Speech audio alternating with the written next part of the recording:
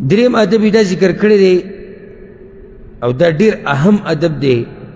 د دعا غوښتلو نه مخکې د الله ستاینه کول او بیا په پیغمبر صلی الله علیه وسلم باندې درود ویل. زه مېره چې دا ادب به لږو پښتنو ته معلوم وي که نه غلو مې وکړه نه به معلوم که نه د الله ستاینه کول پیغمبر باندې درود ویل. الله اکبر دا خو چې لاس اوچت کړي داسې او دعا صرف خبره غم د دنیا دی حیا نه ورځي. زه خو کله کله زه دا بعض خبرې راښکاره کول ښه نه خو د ترغیب دپاره یعنې زه خپل ځاني چې کله د الله نه چې دنیوي څه غواړم که نه ورب الکعبه ما له د الله نه حیا راځي نو ورسره آخرت غواړم. یاره الله وایي چې راسه زما د بنده ټول په دغه دنیا پورې نښتی نو دی به لاس اوچت یا الله بس روغ صحت راکړي او یا الله د بچي مې نیکمله لوی کړي او یا الله زما ښځه باندې خپل رحم وکړي او یا الله ګاډه راکړي او یا الله ویزه او یا الله قرضې بس داسې دعا شو. ستا دنیا خو ټوله دنیا په ستا دعا خو ټوله دنیا په خوا او شا کې تاویږي راته ته دا ولې نه چې یا الله ته راضي شه د دې غم دې چې ته کړی یا الله ته راضي شه یا الله د قبر د سختو نه مې وساته یا الله آخره خاتمه مې په ایمان که یا الله جنت راکړه یا الله جهنم نه بچ کړه یا الله خپل دیدن را نصیب کړه یا الله د پیغمبر سفارش راکړه. نو یو خو زمونږ دغه دعاګانې لاس اوچت کو دنیوي نو هغه هم ډایرکټ شروع شوه یا الله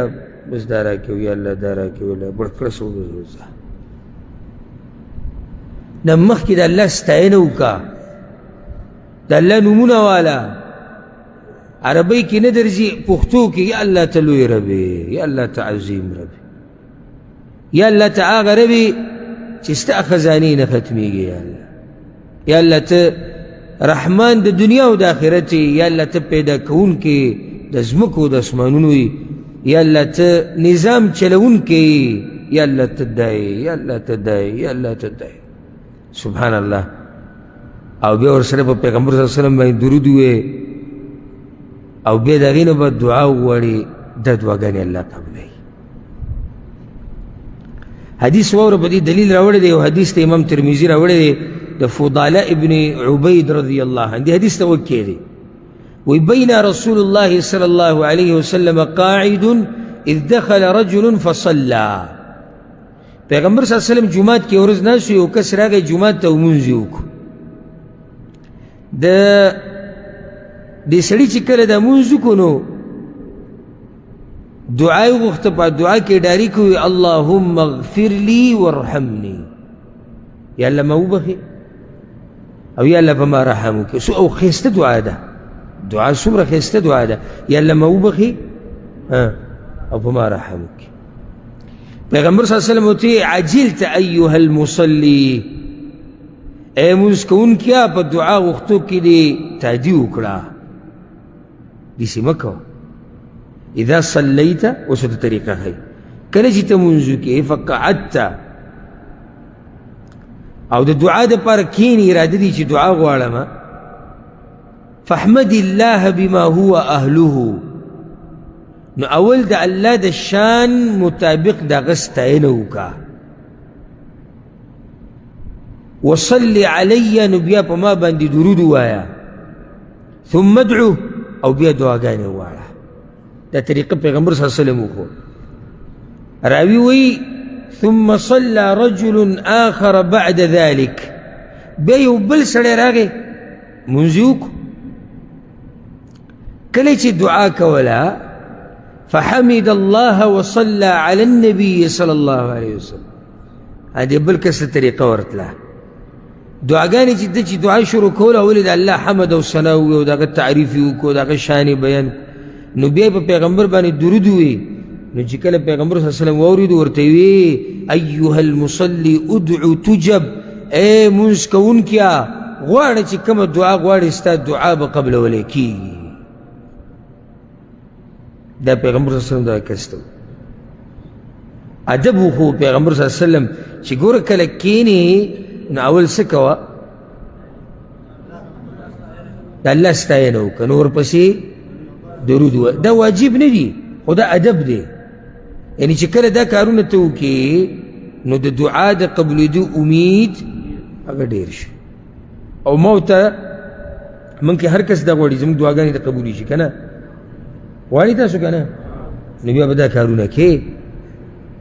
او دا طریقه قرآن کې موجود ده سورة فاتحة ما ورته په هر منځ کې وایو الحمد لله رب العالمين الرحمن الرحيم مالك يوم الدين إياك نعبد وإياك نستعين دا ټول ته د الله عظمت بیان کو ها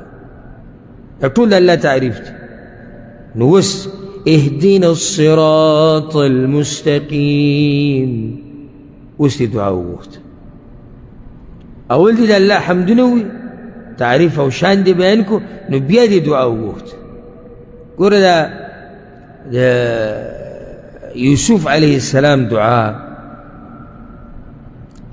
کتاب کې دا ټولې خبرې نه وي ځکه چې کتاب کې هره خبره لیکي نو د هغې نه ګډ کتاب چې زموږ کتاب دې دپاره د اذکارو دا کتاب دې دپاره لیکي چې دا مسلمانانو ته فایده ووایي دغه خبرې زمونږ ذهن کې خو هره خبره سړی په هر ځای کې خو نشي را جمع کولی اوس ګوره دلته یو ښایسته دعا مې ذهن ته راغله د یوسف علیه السلام الله وی یوسف علیه السلام زمونږ دا دعا غوښتې وه رب قد آتيتني من الملك وعلمتني من تأويل الأحاديث فاطر السماوات والأرض أنت ولي في الدنيا یا الله وی تا ماله باچایي را کړې دا اوس ګوره د الله لوی بیانوي یا الله تا ماله باچایي را کړې یا الله تا ماته د خوبونو تعبیر ښوولی یا الله ته د ځمکو او د اسمانونو پیدا کوونکی یا الله ته زما ملګری په دنیا او په آخرت کې توفني مسلما والحقني بالصالحين مسلمان مې مړ که او بیا مې د نیکانو سره یو ځای که نو ګوره دعا دوه ټکي ده او مخکې چې د الله څومره صفت وکړو څومره حمد وي دغه شی یو بله دعا ده د ملایکو دعا قرآن کې الله ذکر کړې ده ربنا وسعت كل شيء رحمة وعلما یا الله ستا رحمت او ستا علم هر شي ته پراخه دی اوس ګوره د الله شان بیان کو خانو دعا څه ده فاغفر للذین تابوا واتبعوا سبیلک یا الله نو وبخه هغه کسان چې توبې ویستې دي او ستا په لار پسې روان دي یا ستا په لار روان دي نو دعا نه مخکې هغوی حمد وي نو طریقه څه شوه د الله حمد د پیغمبر صلی الله علیه وسلم باندې درود حمد څه ته وایي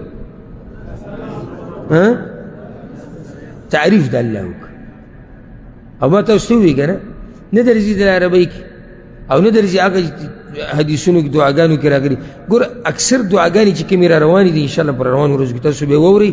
اکثر دعاګانو په ابتدا کې حمد او ثنا ده نو که تا له عربۍ کې نه درځي څه واجب نه چې عربۍ کې ورته حمد او ثنا پښتو کې لکه څنګه چې لږ ساعت مخکې ما دا باز ټکي وو چې هر سړی ویلی شي که نه شي ویلی نو دغه شان ښایسته دعا غواړه الله یې دله قبلوي